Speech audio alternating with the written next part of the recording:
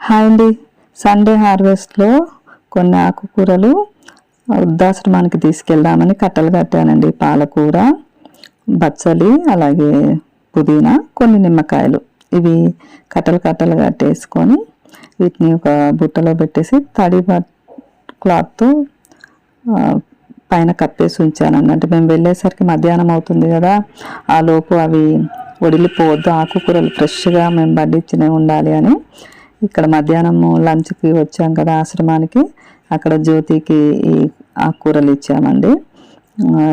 పప్పులో వేసేసి అందరికీ కొంచెమైనా వచ్చేటట్టు, అంటే మేము పండించినవి కదండి, అందరూ కొంచెం కొంచెం తిన్నా కూడా అదొక సంతోషం. అమ్మ ఇది పప్పులో వేసి అందరికి వచ్చేటట్టు పెట్టమ్మా, ఆర్గానిక్గా పండించుకునే కదా అని జ్యోతికి అందజేసాము.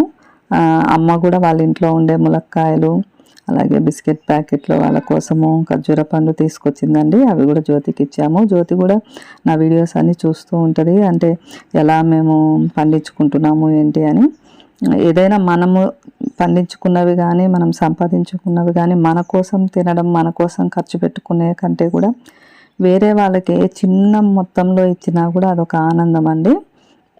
నాకైతే ఎలాగూ ప్రత్యేకంగా అయితే మనం వెళ్ళంలే కానీ ఎలాగో వెళ్తున్నాం కదా, ఈ ఆకుకూరలు కూడా తీసుకెళ్దామని తీసుకెళ్ళానండి. ఎప్పుడు 2014-15లో మాకు బాగా సొరకాయలు, వంకాయలు అవన్నీ కాసినప్పుడు కొన్నిసార్లు ఆశ్రమానికి పంపించాము. తర్వాత మళ్ళీ ఎప్పుడు ఆశ్రమానికి పంపించినంతగా పంట ఇప్పుడు పండలేదు.